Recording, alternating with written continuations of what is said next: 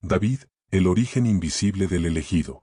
Antes de que su nombre fuera pronunciado en los cantos, antes de que su figura se alzara frente a un gigante, antes de que su historia se contara como victoria, David existía en un lugar donde nadie miraba. La escritura no comienza su relato con aplausos ni con espadas levantadas.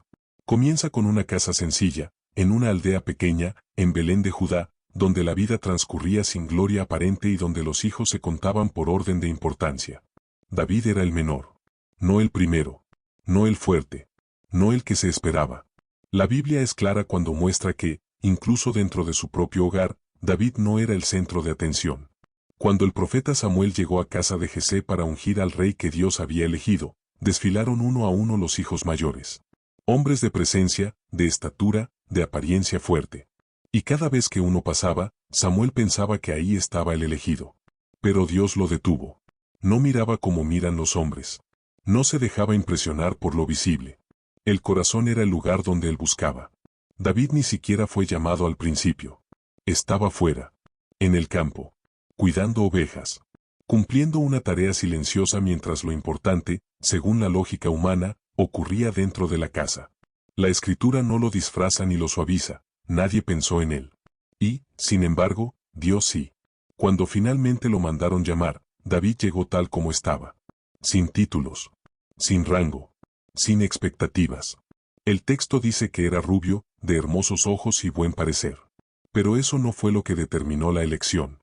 Fue su corazón. Un corazón que no se había formado en palacios, sino en la soledad. No en la guerra, sino en la vigilancia. No en el ruido, sino en el silencio. Ahí comienza su verdadera historia. No en el valle donde caería Goliat, sino en los campos donde aprendió a estar atento. Porque cuidar ovejas no era una tarea menor. Era una escuela del alma. Exigía paciencia. Exigía responsabilidad. Exigía permanecer despierto cuando otros dormían. Exigía enfrentar peligros sin testigos. La escritura nos deja ver que David, siendo aún joven, defendió a su rebaño de leones y osos. No porque buscara valentía, sino porque no podía abandonar aquello que le había sido confiado. Ese detalle es fundamental.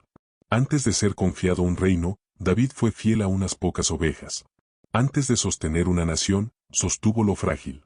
Antes de portar una corona, cargó una honda. Y lo hizo sin saber que estaba siendo observado por Dios. La unción que recibió fue real, pero silenciosa. Samuel derramó el aceite delante de sus hermanos, y el Espíritu del Señor vino sobre David desde aquel día en adelante. Pero nada cambió externamente. No subió al trono. No fue reconocido públicamente. No hubo proclamación. Volvió al campo. Volvió a lo oculto. Volvió a la rutina. La escritura no registra que se quejara. No exigió su lugar. No reclamó la promesa. Aprendió a habitar la espera. Ese es uno de los misterios más profundos de su vida. David fue ungido rey mucho antes de parecerlo. Dios lo nombró en secreto, pero lo formó en silencio. La elección no fue el final del proceso, fue apenas el inicio. Porque ser elegido no significa estar listo. Significa estar dispuesto. En esos años invisibles, David desarrolló algo que ningún ejército podía enseñar: intimidad con Dios. Tocaba el arpa. Cantaba. Oraba. Su relación con el Creador no nació del peligro inmediato, sino del hábito diario. No buscaba a Dios solo cuando necesitaba ayuda, sino cuando todo parecía igual. En la quietud de las noches, aprendió a escuchar. En la vastedad del campo, aprendió a confiar. Su fe no fue una reacción, fue una construcción. Tanto así, que cuando el espíritu de Saúl comenzó a ser atormentado, alguien recordó a David. No como guerrero, no como estratega, sino como alguien sobre quien reposaba la presencia de Dios. El joven pastor fue llamado al palacio no para pelear, sino para traer paz con su música. Antes de enfrentar gigantes externos, David aprendió a calmar tormentas internas. Antes de empuñar armas, sostuvo almas quebradas. La escritura nos deja ver una paradoja: el que estaba destinado a reinar servía. El que sería líder aprendía a obedecer. El que sería exaltado aceptaba el anonimato. Nada de eso fue accidental. Todo fue formación. David no construyó su identidad a partir de la opinión ajena. No dependía del reconocimiento. Su valor no venía de lo que otros veían, sino de lo que Dios ya había declarado. Eso le dio una estabilidad interior que más adelante marcaría la diferencia. Porque quién sabe quién es en lo secreto, no se pierde en lo público. Cuando llegue el momento de la confrontación, David no improvisará su fe. No la sacará de emergencia. La llevará consigo como algo ya vivido. Porque la fe que vence gigantes no nace en el instante del miedo, sino en años de confianza silenciosa. El texto bíblico no nos habla de ambiciones tempranas en David. No lo muestra soñando con la caída de Goliat. No lo presenta deseando fama. Lo muestra fiel, presente, atento. Y eso es clave. La grandeza no siempre se gesta en sueños grandiosos, sino en obediencias pequeñas. David aprendió a caminar con Dios cuando nadie lo aplaudía. Aprendió a depender de Él cuando no había presión externa. Aprendió a confiar sin garantías visibles. Y esa formación invisible fue la que más adelante lo sostuvo frente al desafío visible. Antes de que el mundo lo conociera, Dios ya lo había visto. Antes de que su nombre fuera recordado, su corazón ya había sido probado. Antes de que levantara la voz frente al gigante, ya había aprendido a escuchar la voz de Dios en el silencio. Y ahí, en ese origen escondido, comienza la verdadera historia. No la del héroe, sino la del alma. No la del vencedor, sino la del siervo. No la del hombre que derriba gigantes, sino la del niño que aprendió a confiar cuando nadie lo estaba mirando. Porque David no nació siendo grande. Fue formado. No fue elegido por lo que parecía. Fue elegido por lo que era. Y su victoria futura comenzó en ese lugar donde casi nadie mira, pero donde Dios siempre está presente. Goliat, el origen del poder que impone miedo. Mientras David crecía en la discreción del campo, en otra tierra se formaba una figura completamente distinta. La Escritura nos presenta a Goliat no desde su infancia, sino desde su identidad ya consolidada. Y ese silencio sobre su origen personal no es vacío, es dirección. Porque lo que la Biblia decide no contar también enseña. En el caso de Goliat, el énfasis no está en su corazón, sino en su tamaño. No en su proceso interior, sino en su apariencia. No en su relación con Dios, sino en el efecto que produce sobre los demás. Goliat era filisteo, de Gat. Ese dato es clave. Gat era una ciudad conocida por sus guerreros, por su cultura de fuerza, por su orgullo militar. Los filisteos no eran un pueblo que confiara en el Dios de Israel, su identidad estaba anclada en la superioridad visible, en el dominio por intimidación, en la conquista por poder físico. Goliat no surge de la nada. Es el fruto de un sistema que exalta la estatura, la armadura, la amenaza. La Escritura lo describe con precisión casi excesiva. Su altura, su casco de bronce, su coraza pesada, su lanza descomunal. Todo en él es exagerado, imponente, diseñado para impresionar y atemorizar. No hay palabras sobre su fe, ni sobre su oración, ni sobre su carácter interior. El texto construye su figura como un símbolo. Goliat representa el poder que se sostiene a sí mismo, el poder que confía en lo que se ve, el poder que se alimenta del miedo ajeno. A diferencia de David, que fue formado en lo oculto, Goliat fue formado en lo visible. Su identidad depende de que otros lo miren. Su autoridad depende de que otros se intimiden. Su fuerza depende de que nadie se atreva a desafiarlo. Por eso no avanza. Por eso no ataca directamente. La Escritura es clara, Goliat se presenta día tras día, durante 40 días, para desafiar. Grita, insulta, provoca, pero no pelea. Ese detalle revela más de lo que parece. El gigante no necesita vencer, necesita que nadie se atreva. Vive del terror anticipado. Su poder no está en el combate, sino en la parálisis que provoca. Mientras nadie responda, él ya ha ganado. Mientras el enemigo tiemble, su tamaño basta. Aquí se revela una verdad profunda, no todo lo que parece fuerte lo es. Hay fuerzas que existen solo mientras no son confrontadas. Hay gigantes que viven del silencio del miedo. Y hay sistemas enteros que se sostienen no porque sean invencibles, sino porque nadie se atreve a cuestionarlos. Goliat no invoca a Dios. Invoca su espada. No confía en lo invisible. Confía en su lanza. No mira al cielo. Mira a los hombres. Y mide su valor por la reacción que provoca en ellos. Por eso se burla. Por eso humilla. Por eso convierte el conflicto en espectáculo. Necesita ser visto como invencible para seguir siendo poderoso. La Biblia no nos dice que Goliat tenga dudas, pero sus acciones las revelan. Si fuera tan seguro de su fuerza, no necesitaría gritar durante 40 días. No necesitaría insultar. No necesitaría retar desde la distancia. El exceso de ruido suele encubrir una fragilidad interior. El que confía plenamente no amenaza, actúa. Mientras tanto, el ejército de Israel observa. Se acobarda. Retrocede. Y ahí se completa el cuadro, un gigante sostenido por el miedo colectivo. Un poder que no avanza, pero domina. Una presencia que no se mueve, pero paraliza. Goliat no fue formado para escuchar. Fue formado para imponer. No fue educado en la dependencia, sino en la autosuficiencia. No aprendió a confiar, aprendió a dominar. Y esa formación, aunque impresionante por fuera, es frágil por dentro. Porque cuando el poder depende solo de la fuerza, se desmorona en cuanto aparece algo que no puede medir. La Escritura nos muestra que Goliat se presenta como representante de los filisteos.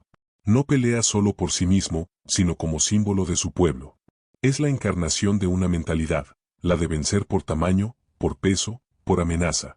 Y esa mentalidad se enfrenta, sin saberlo, a algo que no entiende, una fe que no se impresiona. Mientras David fue entrenado para cuidar, Goliat fue entrenado para dominar. Mientras uno aprendió a escuchar la voz de Dios, el otro aprendió a escuchar el eco de su propio poder. Mientras uno fue preparado para servir, el otro fue preparado para ser temido. Son dos procesos distintos, dos caminos del alma que inevitablemente terminarán cruzándose. Es importante notar que Goliat no subestima a Israel solo como ejército, sino como pueblo que confía en Dios. Su burla no es solo militar, es espiritual. Se ríe de la posibilidad de que algo pequeño pueda vencerlo. Se ríe de la fe. Se ríe de lo invisible. Y al hacerlo, revela su límite, solo cree en lo que puede ver y tocar. El gigante no entiende el lenguaje de la confianza. No comprende la fuerza que nace de la dependencia. No percibe la autoridad que proviene de un llamado. Por eso, cuando llegue el momento, no verá a David como amenaza. Lo verá como una ofensa. Como una burla. Como algo indigno de enfrentarlo. Y ahí está la gran ironía. Goliat será vencido no por una fuerza mayor, sino por una fe que no entra en sus categorías. Su caída no vendrá por una espada más grande, sino por una convicción más profunda. Porque el poder que se sostiene solo en lo visible no sabe cómo responder a lo invisible cuando se manifiesta. Antes de encontrarse con David, Goliat ya había perdido algo esencial, la capacidad de discernir. Su tamaño lo había vuelto ciego. Su éxito lo había vuelto arrogante. Su cultura lo había convencido de que no había nada fuera de su alcance. Y cuando el alma se convence de eso, deja de estar preparada para aprender. Así, mientras uno crecía en humildad, el otro crecía en soberbia. Mientras uno fortalecía su interior, el otro fortalecía su imagen. Mientras uno aprendía a depender, el otro aprendía a imponer. Dos formaciones opuestas, dos caminos que avanzan hacia un mismo punto. El enfrentamiento que vendrá no será solo entre un joven y un gigante. Será entre dos formas de entender la vida. Entre dos fuentes de poder. Entre la confianza que se cultiva en silencio y la fuerza que se exhibe en ruido. Y cuando esos caminos se crucen, no ganará el que grite más fuerte, sino el que haya sido formado en lo invisible. Dos orígenes, dos caminos del alma. La Escritura, sin decirlo de manera directa, nos invita a detenernos y observar. No apresura el combate. No corre hacia la piedra ni hacia la caída. Antes de mostrar la confrontación, coloca frente a nosotros dos historias que han crecido en direcciones opuestas. David y Goliat no se encuentran por accidente. Se encuentran porque sus caminos, formados durante años, inevitablemente tenían que cruzarse. Uno viene del campo. El otro del campo de batalla. Uno viene del silencio. El otro del estruendo. Uno fue moldeado en lo pequeño. El otro fue exaltado en lo grande. La Biblia no necesita explicarlo con teorías. Lo muestra con hechos. David fue formado en la invisibilidad, Goliat en la exposición. David aprendió a confiar cuando nadie miraba, Goliat aprendió a imponerse cuando todos observaban. Y ese contraste no es casual. Es una enseñanza profunda sobre cómo se forma el alma humana. David no llegó al valle de la confrontación buscando demostrar algo. Llegó obedeciendo. Fue enviado por su padre a llevar alimento a sus hermanos. No llevaba espada.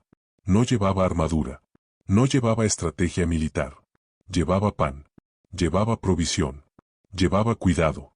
Su entrada en la historia no es la de un conquistador, sino la de un servidor. Eso ya dice mucho. Goliat, en cambio, estaba allí para ser visto. Para ser escuchado. Para ser temido. Su presencia llenaba el valle, no por movimiento, sino por intimidación. No avanzaba. Esperaba. Porque su poder dependía de que el otro retrocediera. Dependía de que el miedo hiciera el trabajo por él. Aquí aparece una verdad que atraviesa toda la escritura. El miedo no nace del tamaño del problema, sino de la falta de confianza interior. El ejército de Israel veía lo mismo que David vería después. La diferencia no estaba en el gigante, sino en el corazón que lo miraba. Un mismo escenario, dos lecturas distintas. David no fue entrenado para medir amenazas. Fue entrenado para cuidar lo que le había sido confiado. Por eso, cuando escucha el desafío de Goliat, no lo interpreta como un destino inevitable, sino como una ofensa espiritual. No se pregunta si puede vencerlo, se pregunta por qué nadie responde. No se enfoca en la estatura del gigante, se enfoca en el silencio del pueblo. Ese es el fruto de su formación. El que ha caminado con Dios en lo oculto no reacciona igual ante el miedo. No porque no lo sienta, sino porque sabe a quién pertenece la batalla. David no minimiza el peligro, pero tampoco lo absolutiza. Su mirada no está fija en el problema, sino en el sentido de lo que está ocurriendo. Goliat, por su parte, no percibe nada de esto. Para él, todo se reduce a categorías visibles. Tamaño contra tamaño. Arma contra arma. Fuerza contra fuerza. No entiende otra lógica. Por eso desprecia lo pequeño. Por eso se burla. Por eso se confía. Su mundo interior no tiene espacio para lo invisible, y eso lo deja expuesto. La Escritura nos muestra así dos formas de vivir, una que se construye desde la dependencia y otra que se sostiene desde la autosuficiencia. Una que aprende a esperar y otra que necesita imponerse. Una que se apoya en la fidelidad y otra que se apoya en la apariencia. Y cuando esas dos formas se encuentran, no siempre gana la que parece más fuerte. David no sabía que enfrentaría a Goliat cuando cuidaba ovejas. No sabía que su fe sería puesta a prueba de esa manera. Pero cada noche de vigilancia, cada peligro enfrentado en soledad, cada canto elevado a Dios en medio del silencio, lo estaba preparando. La formación del alma rara vez avisa para qué servirá. Simplemente sucede. Goliat tampoco sabía que su forma de vivir lo estaba debilitando. Creía que su tamaño era su fortaleza, sin darse cuenta de que lo había vuelto rígido. Creía que su armadura lo protegía, sin notar que también lo limitaba. Creía que su poder lo hacía invencible, sin ver que lo había vuelto predecible. Aquí la Escritura nos deja una enseñanza profunda: no todo lo que crece se fortalece. Hay crecimientos que endurecen. Hay éxitos que aíslan. Hay poderes que, al no ser cuestionados, se vacían por dentro. Goliat es grande por fuera, pero pequeño en discernimiento. David es pequeño por fuera, pero grande en comprensión espiritual. Ambos llegan al valle cargando su historia. Ninguno improvisa lo que es. Ninguno actúa fuera de lo que ha sido formado. El momento de la confrontación no crea su identidad, la revela. El valle no los transforma, los expone. Y eso es clave. Porque las crisis no inventan lo que somos, solo sacan a la luz lo que ya llevamos dentro. David no se convierte en valiente frente al gigante. Ya lo era cuando nadie lo veía. Goliat no se vuelve arrogante en el desafío. Ya lo era antes de pronunciar palabra. El encuentro solo hace visible lo invisible. Y aquí es donde la historia deja de ser solo un relato antiguo y se convierte en una parábola viva. Porque cada persona, de alguna manera, camina uno de esos dos caminos. El camino del interior cultivado o el camino de la apariencia sostenida. El camino de la fe silenciosa o el camino del poder ruidoso. El camino que aprende a depender o el camino que necesita imponerse. La Escritura no nos dice explícitamente cuál elegir. Lo muestra. Nos deja ver el fruto de cada formación. Nos permite observar con calma antes de que la piedra sea lanzada, antes de que el grito cese, antes de que el cuerpo caiga. Porque el verdadero combate no comienza en el valle, sino mucho antes, en el corazón. Y así, cuando llegue el momento de la batalla, no será una sorpresa el desenlace. No porque la victoria esté garantizada humanamente, sino porque la lógica de Dios no se mueve por tamaños, sino por corazones. No se inclina ante la fuerza visible, sino ante la confianza cultivada. Antes de que David levante su mano, ya ha ganado algo esencial, no está solo. Antes de que Goliat caiga, ya ha perdido algo fundamental, la capacidad de ver más allá de sí mismo. Dos orígenes. Dos caminos. Dos almas formadas en direcciones opuestas. El combate que vendrá no será solo entre un joven y un gigante. Será entre la fe que nace en el silencio y el poder que vive del ruido. Y en ese choque, la Escritura nos invita a mirarnos a nosotros mismos, y a preguntarnos, con honestidad profunda, desde dónde estamos viviendo nuestra propia historia. El valle de la decisión, cuando el miedo habla más fuerte que la fe. La escritura nos conduce ahora al valle. No como un simple escenario geográfico, sino como un espacio espiritual. El valle de Elá no es solo un lugar entre dos montes, es un punto de tensión donde se revelan las decisiones interiores. Allí se enfrentan dos ejércitos, pero más profundamente, allí se enfrentan dos formas de entender la realidad. Israel y los filisteos se colocan frente a frente. No hay combate inmediato. Hay espera. Hay silencio interrumpido por una voz que se repite día tras día. Durante 40 días, Goliat sale por la mañana y por la tarde a lanzar su desafío.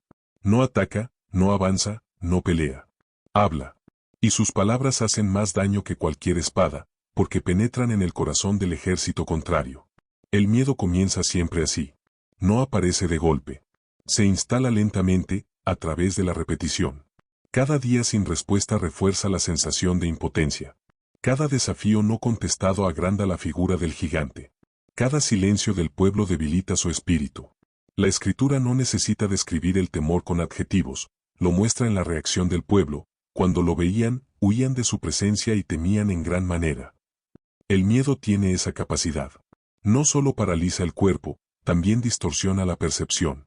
Israel deja de verse como pueblo elegido y comienza a verse como ejército inferior.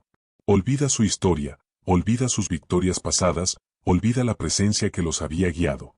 El gigante no les ha quitado la fuerza física, les ha robado la memoria espiritual.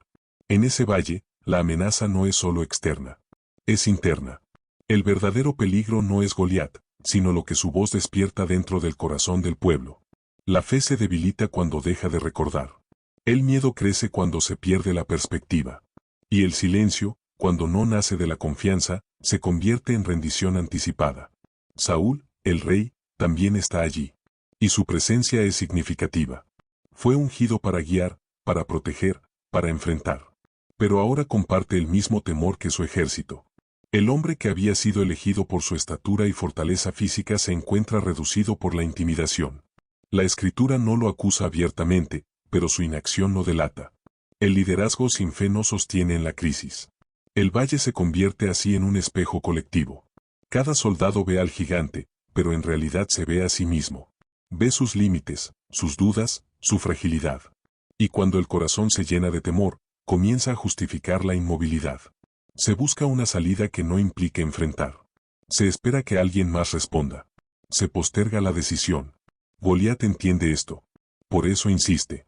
Por eso vuelve cada día. No necesita atacar mientras el miedo haga su trabajo. La intimidación prolongada desgasta más que el enfrentamiento directo. Y la escritura nos muestra con claridad cómo el tiempo juega a favor del miedo cuando no se le confronta. Es importante notar que el gigante no cambia su discurso. Repite el mismo desafío. No innova. No sorprende. Y aún así, funciona. Porque el miedo no necesita novedades, se alimenta de la repetición. La mente humana, expuesta constantemente a la amenaza, comienza a aceptarla como verdad. En ese valle, el pueblo de Israel no pierde una batalla militar. Pierde una batalla interior. Pierde la capacidad de confiar. Pierde la voz. Pierde la iniciativa. Y eso es lo que más paraliza. Cuando la fe se calla, el miedo ocupa su lugar.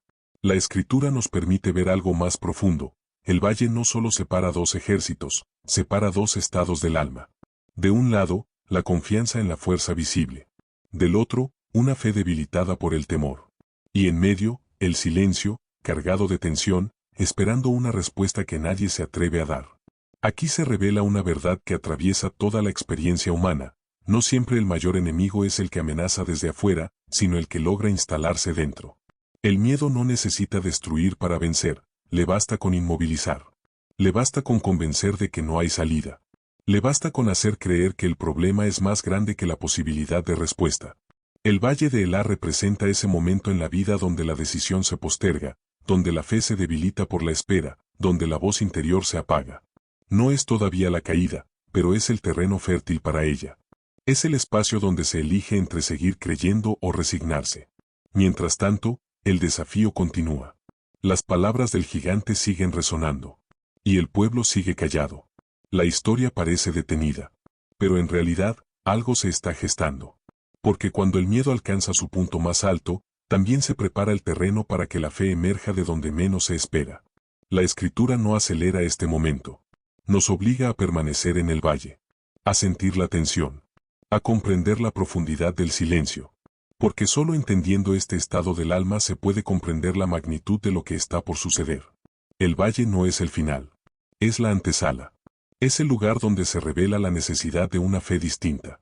No una fe heredada, no una fe colectiva debilitada, sino una fe personal, viva, consciente. Una fe que no depende del número, ni de la fuerza, ni del ruido.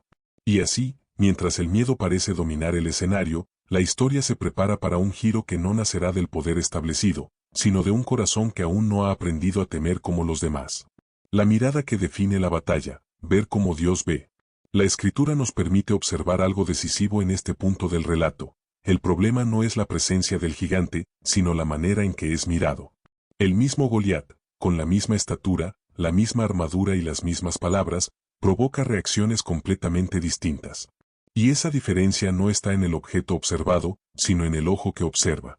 Aquí comienza a revelarse una verdad espiritual profunda. La batalla no se define primero en el cuerpo, sino en la mirada interior. El ejército de Israel mira a Goliat y ve imposibilidad. Ve desproporción.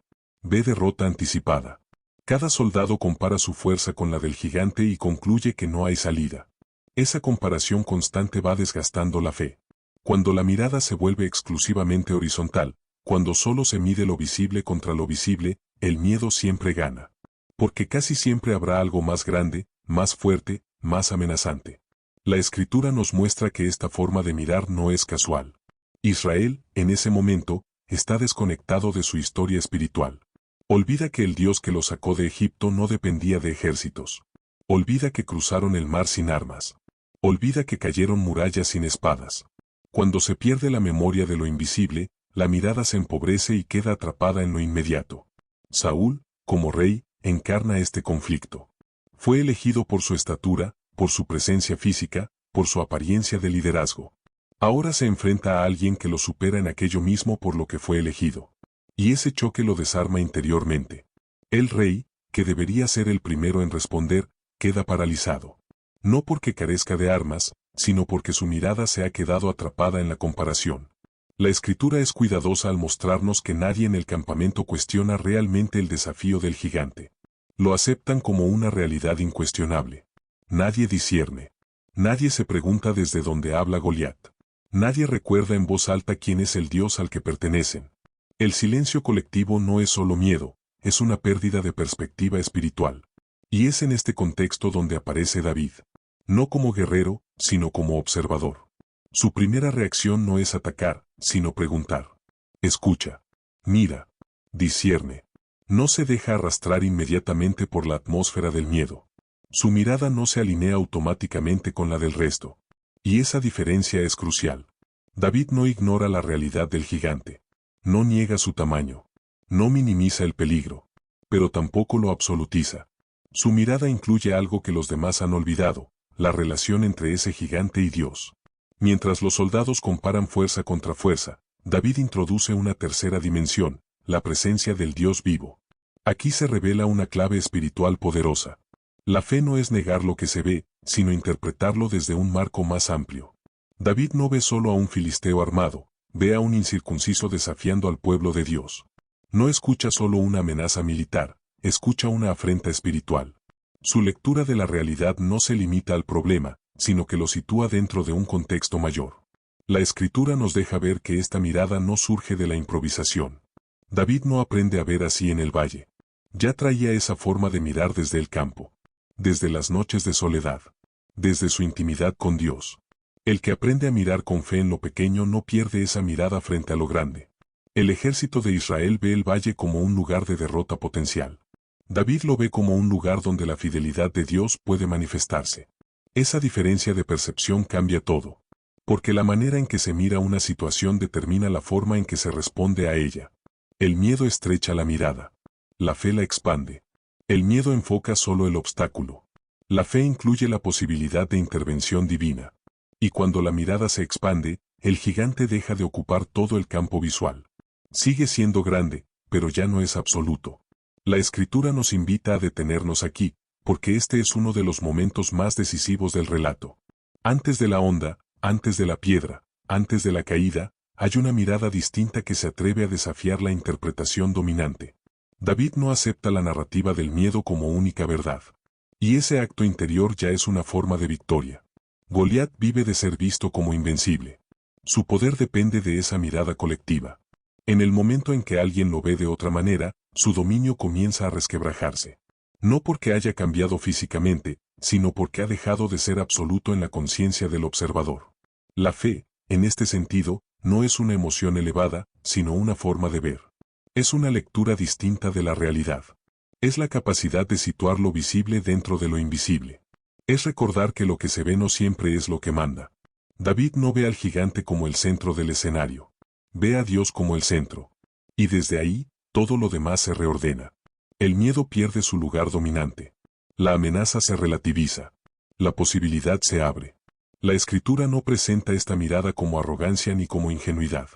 David no presume de sí mismo. No habla de su fuerza. No se exalta. Habla de Dios. Habla de fidelidad. Habla de lo que ha experimentado en lo oculto. Su confianza no está puesta en su capacidad, sino en la coherencia entre lo que Dios ha sido y lo que seguirá siendo. Aquí se nos muestra que la verdadera batalla espiritual no consiste en eliminar gigantes, sino en aprender a mirarlos correctamente. Porque una mirada distorsionada convierte cualquier problema en un monstruo. Y una mirada alineada con la fe devuelve a cada cosa su proporción. El valle, entonces, no es solo un lugar de enfrentamiento físico. Es un espacio pedagógico. Enseña a discernir. Obliga a elegir cómo mirar. Obliga a decidir si se aceptará la narrativa del miedo o si se abrirá espacio para una lectura más profunda. David, sin saberlo aún, ya ha dado el paso más importante. Ha decidido no mirar como todos. Ha decidido no dejar que el miedo defina la realidad. Ha decidido interpretar la situación desde la relación con Dios.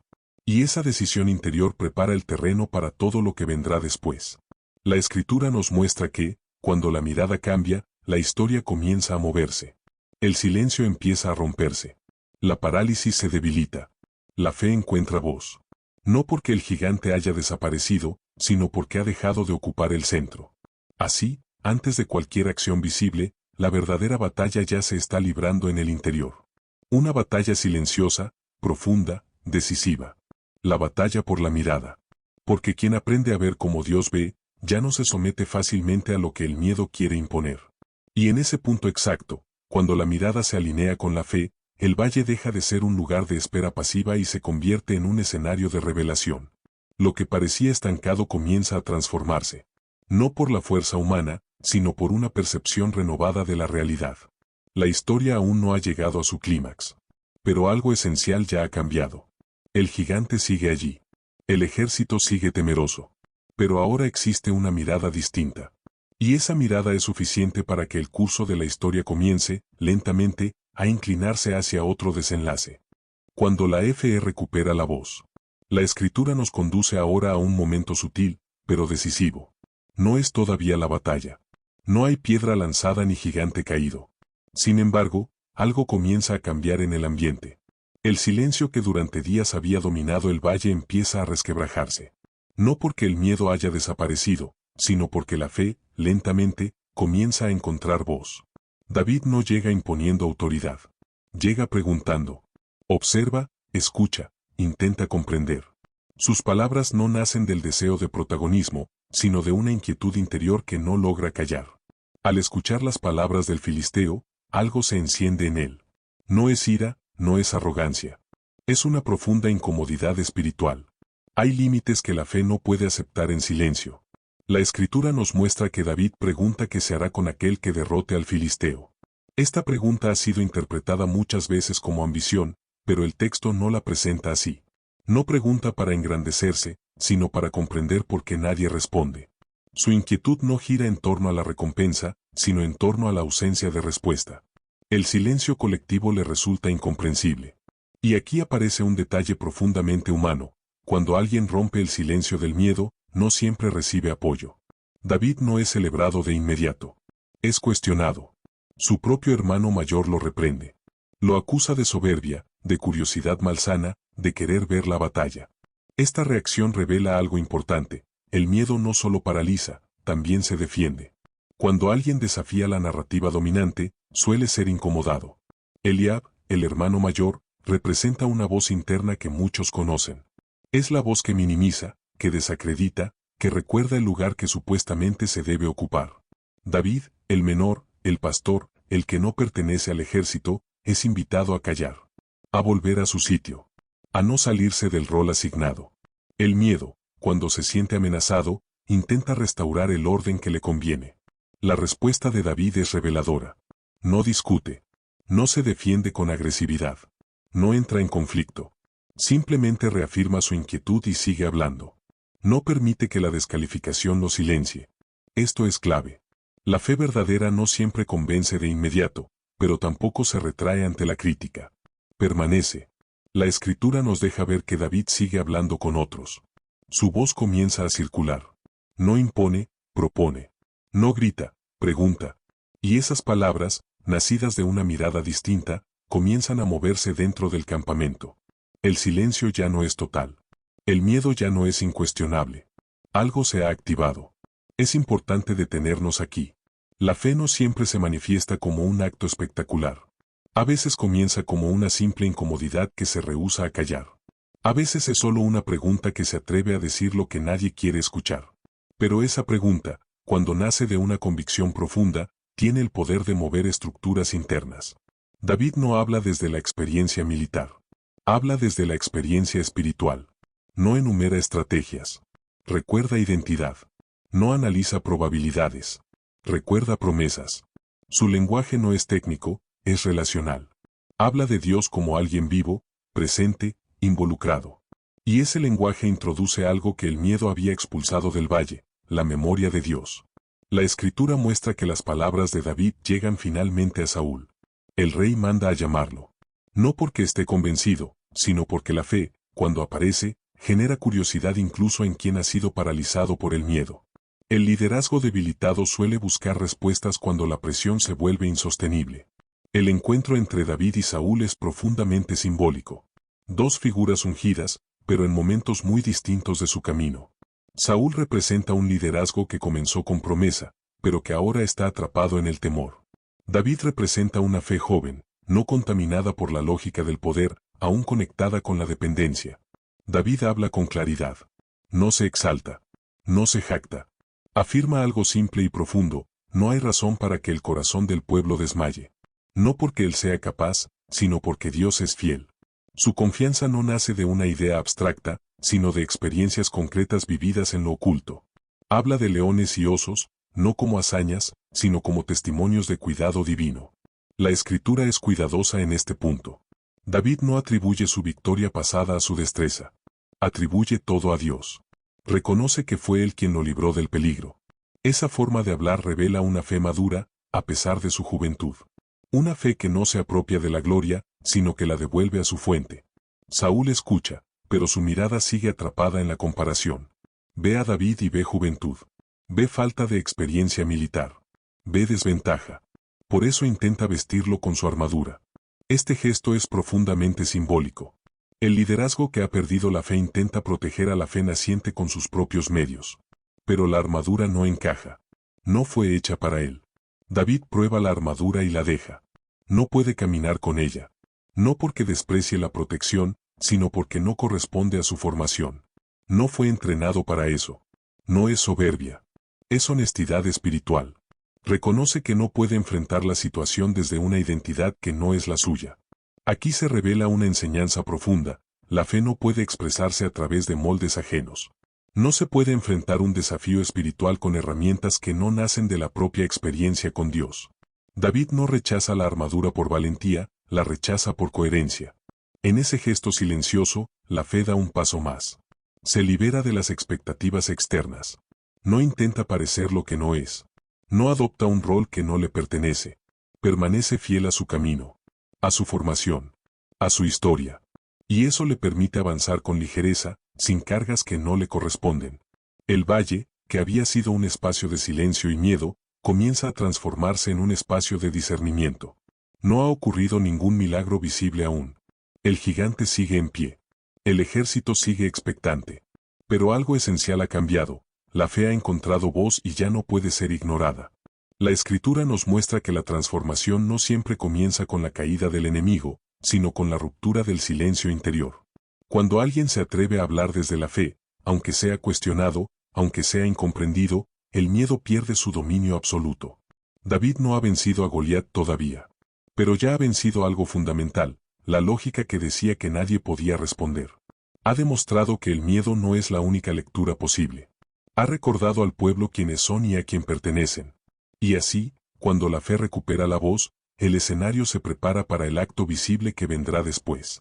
No como un impulso temerario, sino como la consecuencia natural de una convicción cultivada en silencio y expresada con fidelidad. El gigante sigue allí. La amenaza no ha desaparecido. Pero el miedo ya no gobierna sin oposición.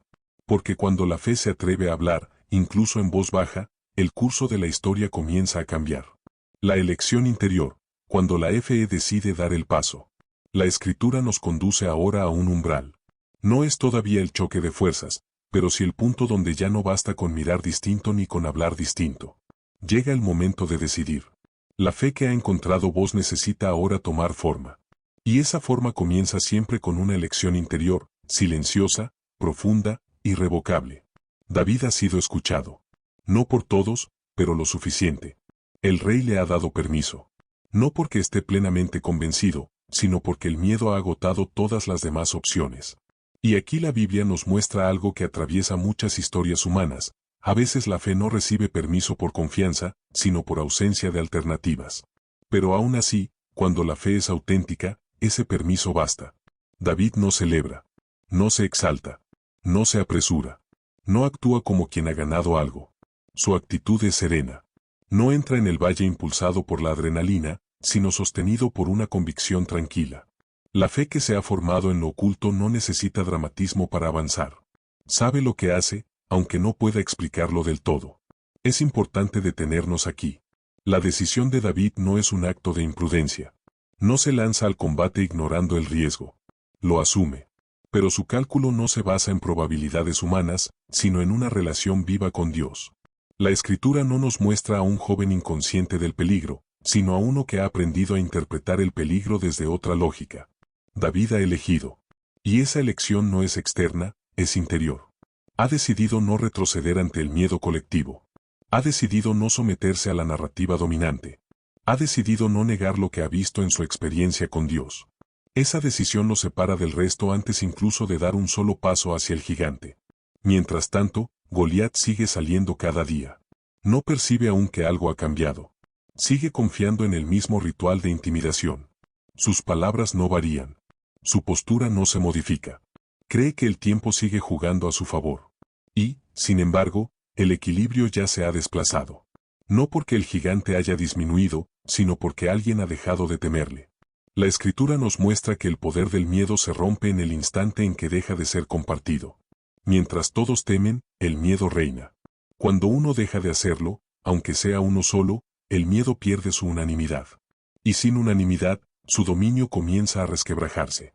David camina hacia el valle no como un héroe, sino como alguien que ha alineado su interior. No busca probar su valor. No busca demostrar superioridad. Busca coherencia. Busca actuar de acuerdo con lo que cree. Y esa coherencia interior es una fuerza mucho más poderosa de lo que parece. La fe verdadera no empuja desde la ansiedad, sino desde la claridad. David no corre. Camina. Observa. Discierne. Su paso no es apresurado porque no nace del impulso, sino de la convicción. Ha pasado suficiente tiempo en silencio como para no necesitar prisa. Aquí la Escritura nos deja una enseñanza profunda. No toda acción nace del ruido. Hay decisiones que emergen del silencio bien habitado. David no necesita convencer a todos. Le basta con ser fiel a lo que ha comprendido. La fe no siempre arrastra multitudes, a veces simplemente avanza sola. Saúl, al permitir que David vaya, expone también su propia fragilidad. El liderazgo que ha perdido la fe deposita la esperanza en quien aún la conserva. Es una escena cargada de paradoja.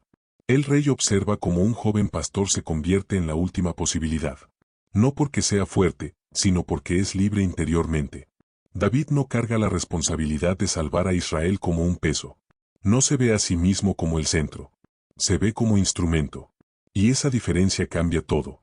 Cuando alguien actúa creyendo que todo depende de sí mismo, el miedo se multiplica. Cuando alguien actúa creyendo que participa de algo mayor, el miedo se reduce. La Escritura no nos muestra una oración explícita en este momento, pero todo en David indica una disposición orante. Su caminar, su silencio, su atención, revelan una comunión constante. No necesita palabras porque su corazón ya está alineado. Ha decidido confiar. Esta elección interior no es grandiosa a los ojos humanos. No hay testigos que la aplaudan. No hay música. No hay proclamaciones. Pero es en este punto donde la historia se define. Porque la fe que no se queda en palabras, sino que se traduce en decisión, comienza a transformar la realidad. David ha cruzado un umbral invisible. Ya no es solo el que habla distinto. Es el que actúa distinto.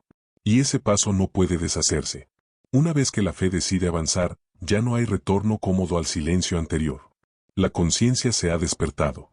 El valle, que antes era un espacio de espera tensa, se convierte ahora en un camino. David no lo ve como un lugar de derrota, sino como un lugar de encuentro. No sabe exactamente cómo ocurrirá, pero sabe con quién camina. Y esa certeza basta. Mientras tanto, el gigante sigue confiado. No imagina que el verdadero combate ya ha comenzado. No en el plano físico, sino en el interior de un joven que ha decidido no negociar su fe con el miedo. La Escritura nos enseña así que las grandes transformaciones no empiezan con gestos visibles, sino con elecciones interiores firmes. David aún no ha lanzado la piedra. Aún no ha pronunciado sus palabras más conocidas. Pero ya ha hecho lo más difícil, ha elegido confiar cuando todos los demás eligieron temer. Y en esa elección silenciosa, la historia comienza a inclinarse. Porque cuando alguien decide avanzar desde la fe, incluso el gigante más grande empieza, sin saberlo, a perder terreno. El nombre que sostiene la fe. La Escritura nos conduce ahora a un punto donde las palabras vuelven a tomar protagonismo. No como ruido, no como provocación, sino como revelación. Porque antes de que la piedra sea lanzada, antes de que el cuerpo caiga, hay un intercambio que define la naturaleza de esta confrontación. No es solo un diálogo entre dos personas, es la exposición de dos fuentes de identidad. Goliat ve a David acercarse y lo desprecia. La Biblia es clara al describir su reacción. No ve a un enemigo digno, ve una ofensa. Ve juventud. Ve fragilidad. Ve desproporción. Desde su lógica, la escena es absurda. El gigante no puede comprender que alguien así haya sido enviado para enfrentarlo. Su orgullo se activa, y con él, su necesidad de humillar. Goliat habla desde lo que conoce. Invoca sus armas. Invoca su fuerza. Invoca su experiencia. Sus palabras están cargadas de amenaza, pero también de burla. No solo promete muerte, promete deshonra. Su lenguaje no busca vencer, busca quebrar. Porque el miedo no se instala solo con peligro físico, sino con degradación. Hacer sentir al otro insignificante es una forma de dominio. David escucha. No se interrumpe. No responde de inmediato con violencia. Deja que el gigante exponga completamente su lógica. Y cuando habla, no lo hace para competir en el mismo terreno. No responde arma contra arma. No responde insulto contra insulto. Responde desde otro lugar. Desde otra fuente. La Escritura recoge sus palabras con precisión. David no habla de sí mismo. No menciona su valentía. No alude a su destreza. No se presenta como héroe. Habla del nombre del Señor. Ese es el centro de su respuesta. Mientras Goliat se define por lo que porta, David se define por a quien pertenece. Aquí se revela una verdad espiritual profunda. La fe no se afirma exaltando al yo, sino recordando la fuente. David no se engrandece para enfrentar al gigante. Se apoya en el nombre de Dios. Y ese nombre no es una fórmula, es una relación viva. No es una palabra mágica, es una historia compartida. David dice que Goliat viene con espada, lanza y jabalina, pero que él viene en el nombre del Señor de los ejércitos. Esta declaración no es poética, es identitaria. Define desde donde se mueve cada uno. El gigante confía en lo visible. David confía en lo invisible. Y al hacerlo, establece el verdadero campo de batalla. La Escritura nos muestra que David no niega la realidad del peligro. Reconoce las armas del gigante. Las enumera. Las mira. Pero no les concede el lugar central. Las pone en contraste con algo mayor. No se trata de ignorar la amenaza, sino de ubicarla en su justa proporción. Cuando David habla del nombre del Señor, está invocando una memoria colectiva. Está recordando quién es el Dios de Israel. El Dios que libera. El Dios que sostiene. El Dios que interviene. No está improvisando teología. Está hablando desde una experiencia viva. Desde lo que ha visto y vivido en lo oculto. Este momento es clave, porque aquí la fe deja de ser solo una convicción interior y se convierte en proclamación. David no se guarda su visión. La expresa. Y al expresarla, redefine la escena. El valle deja de ser un espacio dominado por el miedo y se convierte en un lugar de testimonio. Goliat no comprende este lenguaje. Para él, las palabras de David son una insolencia. No puede percibir la autoridad que no viene acompañada de fuerza visible. Se burla aún más. Pero su burla no afecta a David. Porque la fe que nace de la relación no depende de la aprobación del adversario. La Escritura nos muestra que David anuncia el desenlace antes de que ocurra. No como presunción, sino como certeza interior. Habla de lo que Dios hará, no de lo que él hará. Esa distinción es crucial. David no se atribuye el resultado. Se reconoce como instrumento. La victoria no es suya, es del Señor. Aquí se nos revela una enseñanza profunda. La fe verdadera no se centra en el resultado, sino en la fidelidad. David no controla el cómo, pero confía en el quién. No sabe exactamente cómo caerá el gigante, pero sabe quién gobierna la historia. Y esa certeza le da una paz que no depende del desenlace inmediato. El intercambio de palabras termina. El ruido se disipa. El momento de hablar llega a su fin. Pero algo ha quedado claro. Dos nombres han sido expuestos. Dos fuentes han sido reveladas. Dos formas de entender el poder han quedado frente a frente. Goliat confía en su fuerza, y esa fuerza lo ha definido por años. David confía en el nombre del Señor, y esa confianza lo ha sostenido en el silencio. Ahora, ambas confianzas se enfrentan. No como ideas abstractas, sino como realidades encarnadas. La Escritura nos invita a detenernos aquí, porque este momento contiene una clave para toda vida espiritual. Antes de actuar, es necesario saber desde dónde se actúa. Antes de enfrentar cualquier desafío, es necesario reconocer en qué nombre se camina.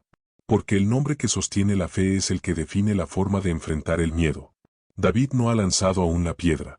Pero ya ha dejado claro que no pelea solo. Ha situado la batalla en un plano que el gigante no comprende. Y al hacerlo, ha desplazado el centro de poder. El miedo ya no domina la escena. La fe ha tomado la palabra y ha nombrado la realidad desde otro lugar.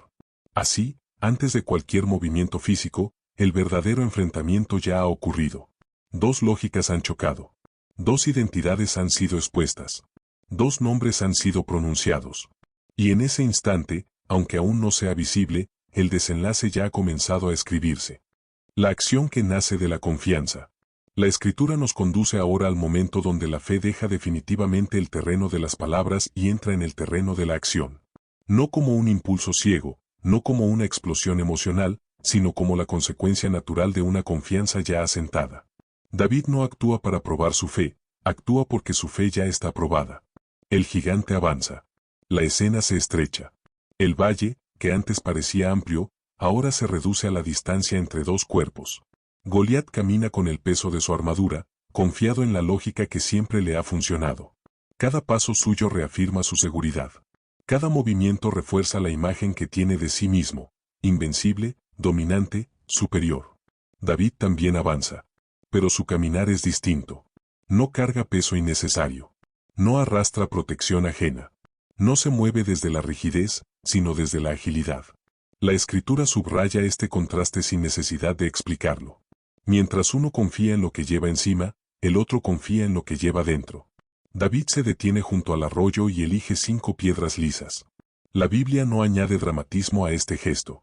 No lo adorna. Simplemente lo menciona. Pero ese gesto encierra una profundidad enorme. David no improvisa.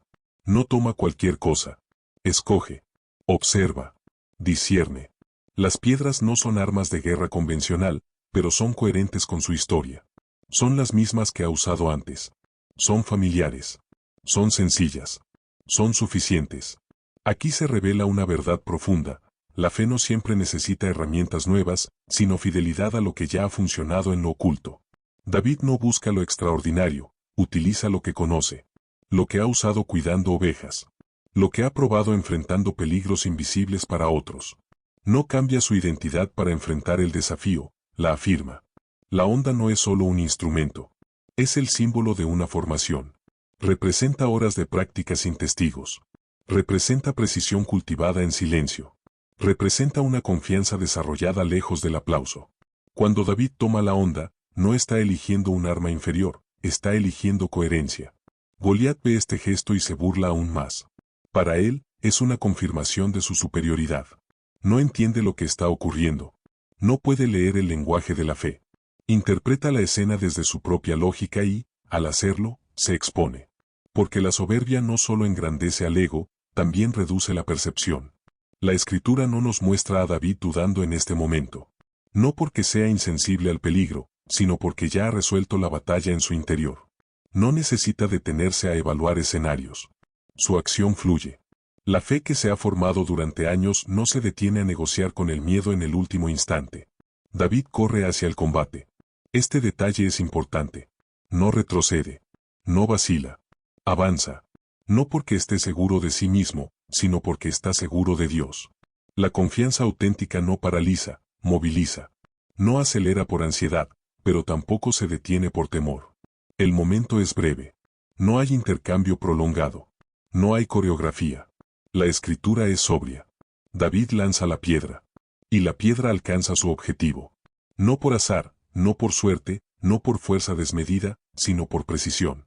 La piedra se hunde en la frente del gigante. El lugar que no estaba protegido. El lugar que la armadura no cubría. El punto exacto. Goliat cae.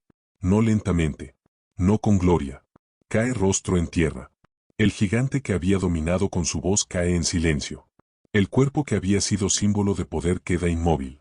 La escritura no celebra con estruendo este momento. Lo narra. Y al narrarlo así, deja que el significado se revele por sí mismo. La caída del gigante no es solo física. Es simbólica. Cae una forma de entender el poder. Cae la lógica de la intimidación. Cae la creencia de que lo grande siempre vence. Cae el miedo que había paralizado a un pueblo entero. La piedra no solo derriba a un hombre, derriba una narrativa. David se acerca. Toma la espada del gigante y corta su cabeza. Este acto no es crueldad. Es confirmación. Es cierre.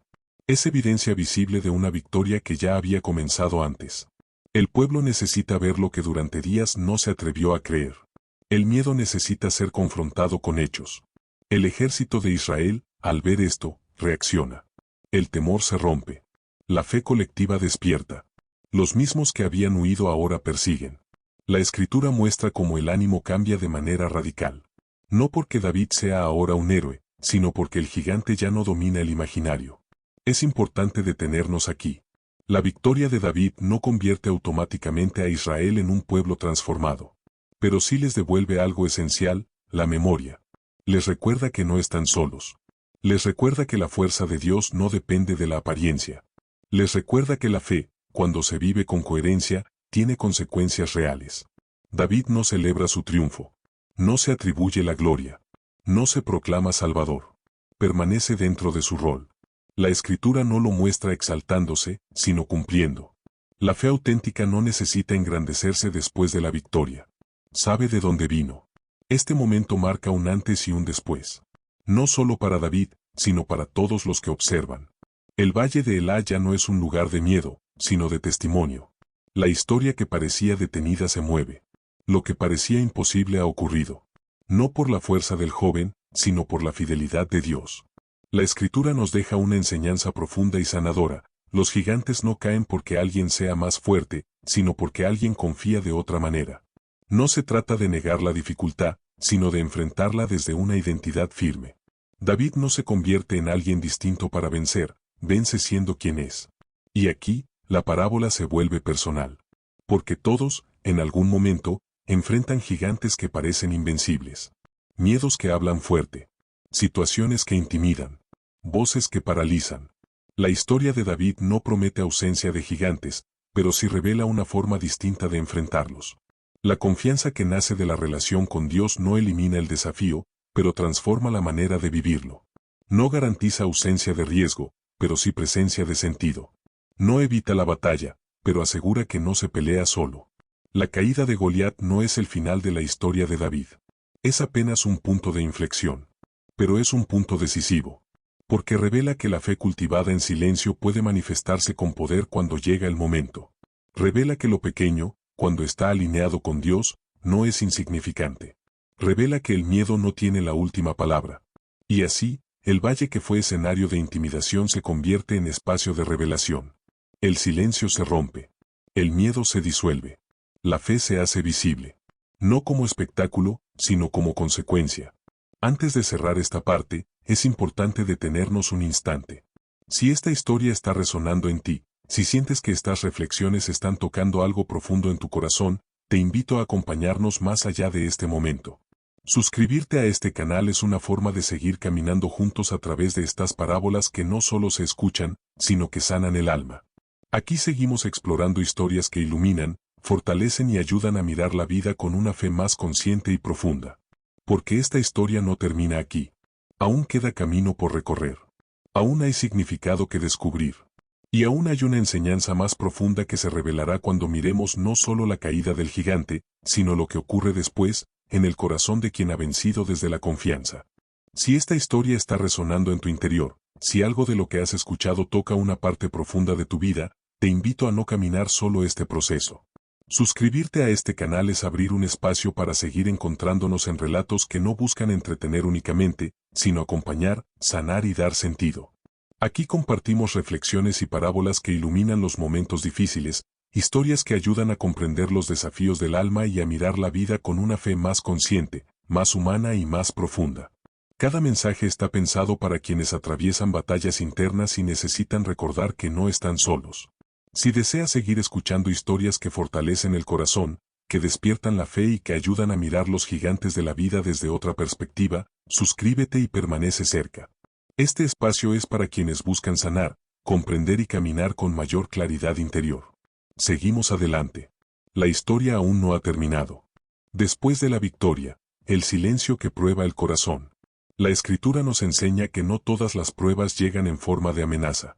Algunas llegan envueltas en victoria. Y a veces, esas son las más sutiles. Después de la caída de Goliat, el ruido del combate se disipa, pero comienza otro tipo de silencio. No el silencio del miedo, sino el silencio que observa, que mide, que prueba el corazón de quien ha vencido. David no sale del valle convertido inmediatamente en rey. No recibe una corona. No se instala en el poder. Sale con una experiencia que cambiará su vida, pero que también abrirá un camino lleno de tensiones nuevas. La Escritura no idealiza este momento. No presenta una línea ascendente sin conflictos. Al contrario, muestra que la victoria visible es apenas el inicio de un proceso interior más profundo. Saúl observa a David. El rey que había permitido el enfrentamiento ahora contempla el resultado. Y algo comienza a moverse en su interior. No es gratitud plena. No es gozo compartido. Es una mezcla compleja de alivio, admiración y temor. La Escritura deja ver que el triunfo de David despierta en Saúl preguntas que no quiere enfrentar. Aquí aparece una enseñanza crucial. Cuando alguien vence desde la fe, no todos se alegran de la misma manera. La victoria expone lo que cada corazón guarda. Para algunos, es motivo de celebración. Para otros, es un espejo incómodo. La luz que ilumina también revela sombras. David es llevado ante Saúl. No como vencedor exaltado, sino como joven que debe dar cuenta de su identidad. El rey pregunta quién es. Esta pregunta no es solo administrativa. Es simbólica.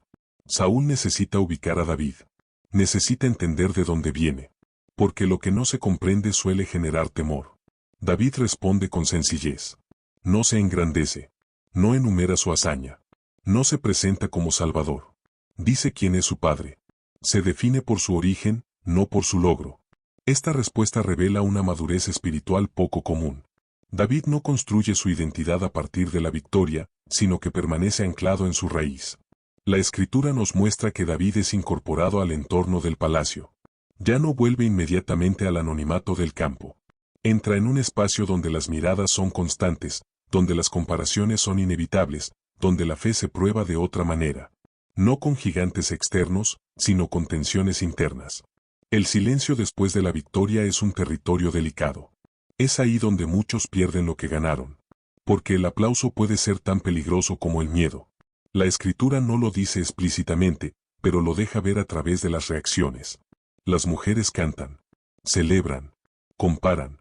Y esas palabras, aparentemente inocentes, comienzan a sembrar discordia. David no provoca esas comparaciones. No las busca. Pero tampoco puede evitarlas. El reconocimiento público despierta en Saúl una herida que ya existía. El rey comienza a mirar a David no como aliado, sino como amenaza. No porque David haya cambiado, sino porque el corazón de Saúl no ha sanado. Aquí se revela otra verdad profunda: la victoria de uno puede convertirse en la prueba de otro. La fe que se manifiesta en alguien puede confrontar la inseguridad en otro. Y cuando esa inseguridad no se reconoce, se transforma en celos, en miedo, en hostilidad. David, sin embargo, no responde desde la confrontación. La Escritura nos muestra que sigue sirviendo. Sigue tocando el arpa. Sigue obedeciendo. Sigue caminando con humildad. No se defiende. No reclama. No se posiciona. Acepta el lugar que se le da, aun cuando ese lugar se vuelve inestable. Este comportamiento no es pasividad. Es discernimiento. David entiende que no todo conflicto debe enfrentarse de inmediato. Hay batallas que se ganan permaneciendo fiel. Hay tensiones que se atraviesan sin perder el corazón. La fe no siempre responde con acción visible, a veces responde con perseverancia silenciosa. Saúl, en cambio, comienza a oscurecerse interiormente. El espíritu que antes había sido calmado por la música de David ahora se agita. La Escritura muestra un contraste doloroso: aquel que fue ayudado ahora ve al ayudador como amenaza. La cercanía revela lo que la distancia ocultaba. El silencio que sigue a la victoria no es vacío. Está cargado de significado. Es un espacio donde se revelan las motivaciones reales. David podría haberse elevado. Podría haberse defendido. Podría haber usado su nueva reputación. Pero no lo hace. Permanece en la coherencia que lo llevó hasta allí. Aquí la parábola se profundiza. Porque no basta con vencer un gigante externo si luego se pierde el alma en el reconocimiento. No basta con una victoria pública si el corazón se desordena en privado. La verdadera fortaleza no se demuestra solo en el enfrentamiento, sino en la forma de habitar el después. David atraviesa este tiempo sin saber cuánto durará. No recibe explicaciones claras. No entiende completamente la hostilidad que comienza a rodearlo. Pero se mantiene fiel. No abandona su relación con Dios. No negocia su integridad para asegurar su posición. La Escritura nos enseña así que hay un tipo de prueba que solo llega después de la victoria: la prueba del corazón expuesto. Cuando ya no se lucha contra un enemigo externo, sino contra las reacciones que despierta la luz propia en los demás. Cuando el desafío no es vencer, sino permanecer. Este bloque nos invita a reflexionar con profundidad. Porque muchas veces se piensa que la dificultad termina con la victoria. Pero la Biblia nos muestra que, para quienes caminan por fe, la victoria abre nuevas etapas de formación. Etapas más sutiles, más silenciosas, pero igual de decisivas. David ha vencido al gigante. Pero ahora debe aprender a vencer la tentación de perderse a sí mismo. Y ese aprendizaje no ocurre en el valle, sino en el silencio que sigue al aplauso. Cuando la sombra aparece, la fe es probada en la injusticia. La Escritura avanza y, con ella, el tono del relato se vuelve más complejo. La amenaza ya no viene de un gigante visible ni de un campo de batalla abierto. Ahora la prueba se desplaza al terreno de la injusticia, de la sospecha, de la sombra que crece en silencio dentro del corazón humano. David ha vencido externamente, pero comienza a ser probado internamente de una manera más profunda y dolorosa. Saúl empieza a mirar a David con otros ojos. No porque David haya cambiado su conducta, sino porque el corazón del rey ha comenzado a desordenarse. La victoria que salvó al pueblo despierta en Saúl un temor distinto: el miedo a perder su lugar. La Escritura deja ver que el rey ya no mira a David como instrumento de Dios, sino como posible sustituto. Y ese cambio de mirada transforma la relación. Aquí aparece una verdad difícil de aceptar: no toda oposición surge de la maldad explícita, muchas veces nace del miedo no reconocido. Saúl no se levanta de inmediato como enemigo declarado. Primero observa. Sospecha. Se inquieta. La sombra se instala lentamente. La Escritura nos muestra cómo el corazón que no se sana se llena de comparaciones y cómo la comparación, cuando no se confronta, engendra hostilidad. David sigue sirviendo. Continúa tocando el arpa cuando Saúl se lo pide. Permanece cerca, aun cuando la cercanía se vuelve peligrosa. No se aleja por orgullo ni por resentimiento. Se mantiene fiel a su rol. La fe que lo sostuvo frente al gigante ahora lo sostiene frente a la injusticia. Pero la tensión crece. El espíritu que atormenta a Saúl se intensifica. Y en un momento de oscuridad interior, el rey lanza su lanza contra David. La escena es sobria, pero cargada de significado. El mismo hombre que fue calmado por la música ahora intenta herir a quien le dio paz. La mano que antes bendecía ahora amenaza. David esquiva la lanza. No responde con violencia. No ataca. No se defiende de la misma manera. Se aparta. Este gesto revela una madurez espiritual profunda. David entiende que no toda agresión debe ser devuelta. Hay momentos en los que la fidelidad se expresa en el retiro, no en el enfrentamiento. La Escritura no presenta esta huida como cobardía. La presenta como discernimiento. David no huye del miedo, huye de la injusticia que podría corromperlo si respondiera desde el mismo lugar. Sabe que enfrentar a Saúl en ese estado no produciría vida. Sabe que no es su batalla. Aquí se nos muestra una lección sanadora. Hay gigantes que se enfrentan y hay sombras de las que se debe salir. No todo conflicto se vence permaneciendo. Algunos se atraviesan protegiendo el corazón. La fe no siempre se manifiesta en confrontación directa, a veces se manifiesta en límites silenciosos. Saúl, por su parte, se hunde más en su conflicto interno. La presencia de David, lejos de calmarlo, lo confronta. No porque David lo acuse, sino porque su integridad expone la fragilidad del rey. La luz no necesita señalar, simplemente revela. David comienza a experimentar lo que significa ser fiel en medio de la incomprensión. No ha hecho nada para merecer el rechazo. No ha buscado el poder. No ha provocado la envidia. Y, aún así, se convierte en blanco. Esta es una de las pruebas más duras del alma, ser tratado como enemigo cuando se ha actuado con rectitud. La Escritura no oculta el dolor de este proceso. David es enviado lejos. Se le asignan misiones peligrosas. Se espera, en secreto, que no regrese. Pero regresa. Una y otra vez. No porque busque demostrar algo, sino porque Dios lo guarda. Cada regreso aumenta la tensión. Cada victoria incrementa el temor de Saúl. Aquí la fe de David se prueba de una manera distinta. Ya no se trata de confiar en medio del peligro inmediato, sino de confiar en medio de la injusticia prolongada. Ya no es una batalla rápida, sino una presión constante. Y esta presión revela la profundidad de su carácter. David no responde con amargura. No se llena de resentimiento. No planea venganza. La Escritura nos muestra que sigue actuando con sabiduría y prudencia. No porque ignore la realidad, sino porque se niega a permitir que la injusticia lo transforme en aquello que no es. Este bloque nos invita a mirar con honestidad un aspecto fundamental de la vida espiritual. La fe no solo se prueba en la adversidad evidente, sino en la injusticia que no se entiende. En esos momentos donde se ha actuado bien y, aún así, se recibe rechazo. Donde no hay explicación clara. Donde la herida no es física, sino interior. David atraviesa esta etapa sin saber cuánto durará. No tiene garantías. No tiene promesas visibles. Solo tiene una relación con Dios que se mantiene firme. Y esa relación se convierte en su refugio.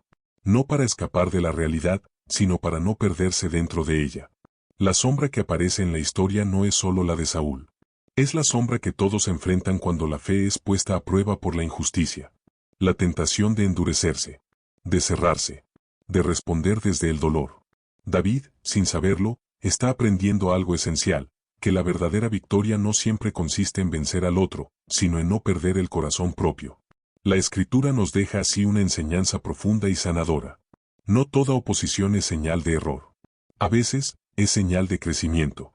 No todo rechazo indica fracaso. A veces, indica que la luz ha comenzado a incomodar. David no entiende todo. No controla nada. Pero permanece fiel. Y esa fidelidad, silenciosa y dolorosa, prepara su alma para lo que vendrá después. Porque antes de recibir una corona, deberá aprender a cargar una injusticia sin permitir que lo destruya por dentro. El corazón que no se endurece.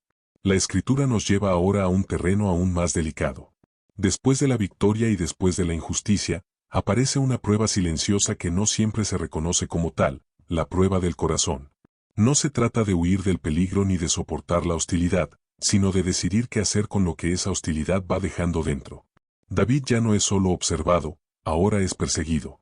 La relación con Saúl se ha transformado por completo. El rey que alguna vez lo llamó a su presencia ahora lo busca para destruirlo. Y, sin embargo, la Escritura no muestra a David respondiendo desde el resentimiento. No se deja dominar por la amargura. No permite que la herida se convierta en identidad. Este punto es crucial. Porque cuando la injusticia se prolonga, el mayor peligro no es el daño externo, sino el endurecimiento interno. La fe puede sobrevivir a la persecución, pero puede debilitarse si el corazón se llena de odio. David entiende, aunque no lo diga explícitamente, que hay algo más importante que su seguridad inmediata, su integridad interior. La Escritura nos muestra escenas donde David tiene oportunidades claras para vengarse. Momentos en los que podría poner fin a la amenaza. Momentos en los que la lógica humana justificaría la acción. Saúl queda vulnerable. La ocasión parece providencial. Incluso otros lo interpretan como una señal. Pero David no cruza ese límite. Aquí se revela la profundidad de su fe. David no confunde oportunidad con permiso. No interpreta la ventaja como autorización moral. Discierne. Se detiene. Escucha algo más profundo que la urgencia del momento. Reconoce que no todo lo que se puede hacer se debe hacer. David se niega a levantar la mano contra el ungido del Señor. No porque idealice a Saúl, sino porque comprende algo esencial, no quiere ganar perdiendo su alma. No quiere heredar el poder traicionando la forma en que ese poder debe ser recibido. La fe que lo llevó hasta aquí no puede ser traicionada en el momento más tenso. Este gesto no es debilidad. Es fortaleza interior. Es dominio propio. Es la capacidad de no dejar que el dolor dicte la respuesta. David no niega el daño que ha recibido. No minimiza la persecución. Pero decide no responder desde el mismo lugar que lo hiere. La Escritura nos muestra que David incluso confronta a Saúl, pero lo hace desde la verdad, no desde la violencia. Habla con respeto. Expone los hechos. Muestra que pudo haber actuado y no lo hizo. No humilla. No se exalta. No se coloca por encima. Se mantiene firme sin endurecerse. Este momento revela una enseñanza profunda. Hay batallas que se ganan renunciando a la venganza. Hay victorias que no se celebran públicamente, pero que sostienen el alma a largo plazo. David entiende que su historia no puede construirse sobre la destrucción del otro, aunque ese otro lo esté persiguiendo. Saúl, por momentos, parece conmoverse. Reconoce la rectitud de David. Llora. Promete cambiar. Pero el ciclo se repite. La Escritura no idealiza estas escenas. Muestra la complejidad del corazón humano. Muestra cómo el remordimiento momentáneo no siempre produce transformación duradera. Y David aprende a no depender de las promesas inestables de quien no ha sanado. Aquí la fe se vuelve aún más profunda. Ya no se apoya en resultados inmediatos. Ya no espera coherencia del otro para mantenerse íntegra. David aprende a caminar sin garantías humanas. Aprende a confiar sin exigir comprensión. Aprende a sostener su corazón aun cuando el entorno es inestable. La huida, la persecución, el desgaste emocional, todo esto va moldeando algo esencial en él. David no se vuelve cínico. No se endurece. No se vuelve desconfiado de todo y de todos. Al contrario, su relación con Dios se vuelve más íntima. Sus palabras se vuelven más honestas. Su fe se vuelve más humana. La Escritura deja entrever que es en este tiempo donde se gestan muchos de los clamores más profundos del alma. No nacen de la victoria, sino del desierto. No surgen del aplauso, sino de la incomprensión. David aprende a hablar con Dios desde la fragilidad, no solo desde la fuerza. Este bloque nos confronta con una verdad incómoda pero sanadora. No basta con vencer el miedo si luego se permite que el dolor gobierne el corazón. No basta con sobrevivir a la injusticia si se termina replicando su lógica. La verdadera madurez espiritual se manifiesta cuando alguien puede atravesar la herida sin convertirse en ella. David no sabe cuándo terminará este periodo. No sabe cómo se resolverá. No tiene control. Pero ha decidido algo fundamental, no perder su humanidad en el proceso. No dejar que el sufrimiento lo transforme en aquello que no quiere ser. La Escritura nos enseña así que el carácter no se revela solo en la adversidad, sino en la forma de responder a la posibilidad de venganza. Cuando nadie vería el acto. Cuando nadie juzgaría la decisión. Cuando el poder parece al alcance de la mano. Ahí se define quién se es realmente. David elige esperar.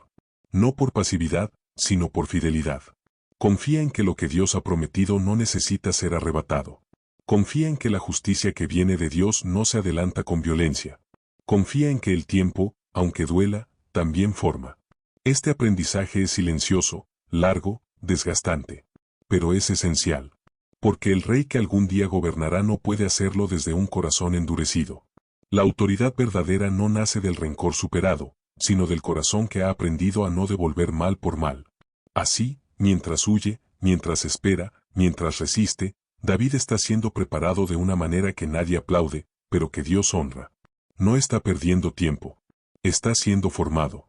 Y en esa formación silenciosa, el alma aprende algo que ninguna victoria rápida podría enseñar, que el poder más grande no es vencer al enemigo externo, sino permanecer íntegro cuando el dolor invita a romperse por dentro. El tiempo de la espera, cuando la promesa madura en silencio. La Escritura nos conduce ahora a un espacio que suele ser el más incomprendido de todos, la espera.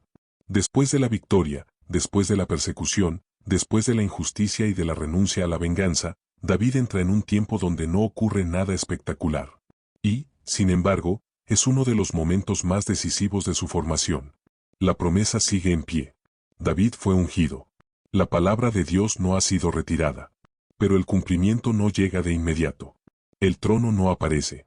La corona no se ofrece. La historia no avanza al ritmo que el corazón humano desearía. Y aquí se revela una verdad profunda. Dios no solo cumple sus promesas, también forma a quienes las reciben. La espera no es castigo. Es proceso. Es el espacio donde la fe deja de apoyarse en la emoción y aprende a sostenerse en la confianza.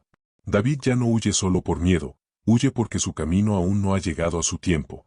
Vive entre la promesa y el cumplimiento. Y ese entre es un territorio exigente. La Escritura muestra que David no se instala en la queja. No vive reclamando lo que ya sabe que le pertenece. No exige a Dios explicaciones constantes. Aprende a caminar día a día. Aprende a sostener su esperanza sin convertirla en ansiedad. Aprende a vivir sin controlar. Este aprendizaje no es fácil. La espera confronta las expectativas. Obliga a revisar las motivaciones.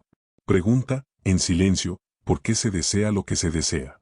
David podría haber querido el trono por validación, por revancha, por reconocimiento. Pero el tiempo de la espera va purificando su deseo. Ya no busca el poder por sí mismo, busca fidelidad a Dios. La Escritura nos deja ver que, en este tiempo, David no pierde su sensibilidad. No se endurece. No se vuelve indiferente al dolor ajeno. Al contrario, se rodea de otros que también viven en los márgenes. Hombres endeudados, afligidos, descontentos. No los desprecia. No los utiliza. Los acoge. Y sin darse cuenta, comienza a ejercer un liderazgo distinto. Este detalle es clave. David empieza a gobernar antes de tener un reino. No desde el trono, sino desde la cercanía. No con leyes, sino con cuidado. No con imposición, sino con presencia. La espera no lo detiene, lo forma como pastor de personas, no solo de ovejas. Aquí la Escritura nos muestra que la autoridad verdadera no se aprende cuando se recibe poder, sino cuando se cuida a otros sin tenerlo. David lidera sin título, sirve sin reconocimiento, protege sin garantía. Y ese tipo de liderazgo deja huella profunda. Mientras tanto, Saúl continúa en su camino de deterioro interior. La distancia entre ambos no es solo geográfica, es espiritual. David crece en discernimiento. Saúl se pierde en su confusión. Y esta diferencia no se debe a circunstancias externas, sino a la forma en que cada uno habita el tiempo. La espera revela el corazón. Para algunos, se vuelve un espacio de amargura. Para otros, un taller de formación. David elige lo segundo. No porque no duela, sino porque confía. Aprende a interpretar el silencio de Dios no como abandono, sino como cuidado. La Escritura nos invita aquí a una reflexión profunda. Muchas veces se piensa que la fe se demuestra en los momentos de acción. Pero hay una fe más silenciosa, más madura, que se demuestra en la capacidad de esperar sin romperse. De confiar sin exigir. De caminar sin ver. David aprende a descansar en la promesa sin apresurarla. Aprende que adelantarse puede arruinar lo que Dios está construyendo. Aprende que no todo lo que parece demora es negación. Hay tiempos que maduran en silencio porque necesitan raíces profundas. Este bloque nos habla directamente al corazón humano. Porque todos, en algún momento, viven entre lo que saben que Dios ha prometido y lo que aún no se cumple. Y en ese espacio, surge la tentación de forzar, de manipular, de tomar atajos. David nos muestra otro camino, el de la espera fiel. No se trata de resignación. Se trata de confianza activa. David sigue viviendo, sigue cuidando, sigue protegiendo, sigue caminando. No pone su vida en pausa esperando el trono. Vive plenamente donde está, con lo que tiene. Y esa plenitud en lo pequeño prepara el terreno para lo grande. La espera, así entendida, deja de ser un castigo y se convierte en una escuela. Enseña humildad. Enseña paciencia. Enseña discernimiento. Enseña a no confundir la promesa con la ansiedad de poseerla. David no sabe cuándo terminará este tiempo. No sabe cómo se resolverá todo. Pero ha aprendido algo esencial: su identidad no depende del cumplimiento inmediato. Es hijo antes que rey. Siervo antes que gobernante. Y esa identidad sostiene su fe cuando el futuro parece detenido. La Escritura nos muestra que el tiempo de la espera no es estéril. Produce fruto invisible. Forma carácter. Afina la escucha. Profundiza la relación con Dios. Y cuando finalmente llega el momento, quien ha sabido esperar no llega con prisa ni con soberbia, sino con un corazón preparado. Este bloque nos deja una enseñanza sanadora: no todo lo que tarda llega tarde.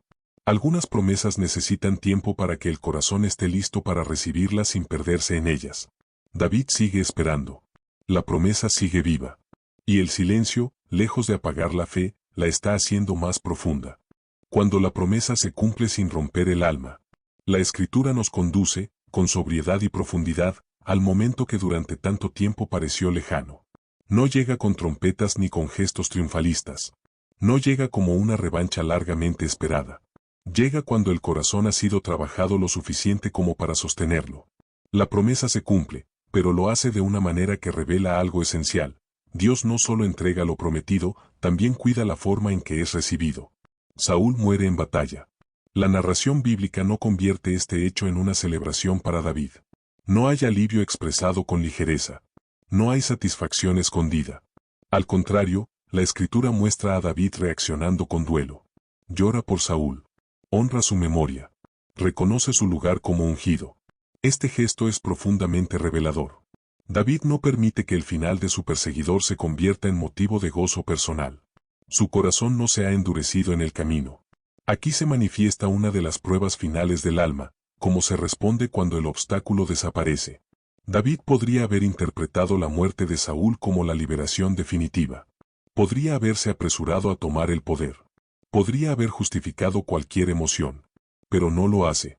Su fe, formada en la espera y en la renuncia a la venganza, se expresa ahora en misericordia y respeto. La Escritura nos enseña que el duelo de David no es fingido. No es estrategia política. Es coherencia interior. El hombre que se negó a levantar la mano contra Saúl en vida tampoco se aprovecha de su caída en muerte. Esto confirma algo esencial: David no vivía reaccionando a Saúl, vivía respondiendo a Dios. Y esa diferencia lo preservó. David es reconocido como rey, primero por Judá. El proceso no es inmediato ni uniforme. Hay tiempo.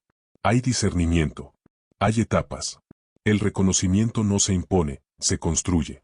Y este detalle es importante. El cumplimiento de la promesa no atropella la historia. No borra los procesos. No desconoce los tiempos del pueblo. David acepta esta gradualidad sin ansiedad.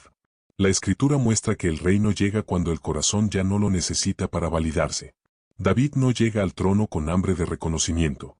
Llega con experiencia, con memoria, con humildad. No gobierna desde la herida, sino desde la comprensión. No necesita probar que es diferente a Saúl, simplemente lo es. Aquí se revela una verdad profunda y sanadora: las promesas que llegan antes de tiempo suelen desordenar el alma. Las que llegan después de un proceso de formación la fortalecen. David no es sorprendido por el poder. Ha aprendido a vivir sin él. Y por eso puede recibirlo sin perderse. La Escritura no presenta el reinado de David como perfecto. No oculta sus errores ni sus caídas futuras. Pero hay algo que se mantiene como eje: su capacidad de volver. Su corazón no se cierra a la corrección. No se justifica cuando falla. No se endurece cuando es confrontado. Y esa capacidad no nace del trono, nace del camino recorrido. David aprendió a depender cuando no tenía nada. Aprendió a esperar cuando no podía hacer nada. Aprendió a renunciar cuando podía vengarse. Aprendió a servir cuando no era reconocido. Todo eso fue preparando un interior capaz de sostener el cumplimiento sin romperse. La Escritura nos invita a mirar este desenlace con honestidad. La victoria final no fue la caída de Goliat. Tampoco fue la llegada al trono. La verdadera victoria fue que David no perdió su alma en ninguna de las etapas. No dejó que el miedo lo definiera. No permitió que la injusticia lo amargara. No dejó que la espera lo endureciera. No permitió que el poder lo deshumanizara. Este bloque cierra la historia con una enseñanza profunda para el alma humana. Todos, en algún momento, esperan algo que consideran promesa. Un cambio. Una respuesta. Un reconocimiento. Una restauración. Y muchas veces se piensa que el dolor está solo en la espera. Pero la Escritura nos muestra que el verdadero desafío es cómo se recibe aquello que se espera. David recibe el reino con un corazón que ha sido vaciado de orgullo. Con un espíritu que ha aprendido a confiar sin controlar. Con una fe que no depende de resultados inmediatos. Y por eso, cuando la promesa se cumple, no lo destruye. Lo ordena. La fe que sana no promete ausencia de dolor. Promete transformación interior. No garantiza caminos fáciles. Garantiza sentido en el proceso. No elimina las caídas. Enseña a levantarse sin traicionarse. David fue pastor antes que rey. Fue perseguido antes que honrado. Fue probado antes que exaltado. Y por eso, cuando llegó el momento, pudo gobernar sin olvidar quién era. La Escritura nos deja así una verdad final, clara y profunda. Dios no se apresura en cumplir porque su mayor obra no es el resultado, sino el corazón que lo recibe. Y cuando el corazón ha sido formado, la promesa deja de ser una carga y se convierte en bendición. David no llega al final como un héroe perfecto. Llega como un hombre entero. Con historia. Con cicatrices. Con fe. Y esa integridad es el verdadero desenlace de esta parábola que no solo se escucha, sino que transforma a quien se atreve a vivirla desde dentro. La historia de David y Goliat no termina en un valle ni en una victoria puntual. Continúa en cada persona que hoy enfrenta sus propios gigantes, atraviesa silencios difíciles o espera una promesa que aún no se cumple. Esta parábola nos recuerda que Dios no solo actúa en el resultado, sino en el proceso, y que cada etapa, incluso la más dolorosa, tiene un propósito formador. Si esta historia ha tocado algo profundo en tu corazón, si te has reconocido en alguno de estos pasajes, te invito a no quedarte solo con esta reflexión. Suscribirte a este canal es una manera de seguir caminando juntos a través de historias que no buscan imponer respuestas, sino acompañar procesos, sanar heridas y fortalecer la fe desde un lugar humano y consciente. Aquí encontrarás más relatos que ayudan a mirar la vida con mayor profundidad, paciencia y sentido. Si este contenido te aporta claridad, consuelo o esperanza, apóyanos permaneciendo cerca, compartiendo este audiolibro con quien lo necesite y siendo parte de esta comunidad que busca crecer desde la fe y la comprensión interior. Que esta historia no sea solo escuchada, sino habitada. Que no se quede en palabras, sino que transforme la manera de mirar tus propios desafíos. Y que recuerdes, incluso en tus valles más silenciosos, que Dios sigue formando tu corazón. Gracias por estar aquí. Seguimos caminando juntos. Reflexiones y parábolas que sanan el alma.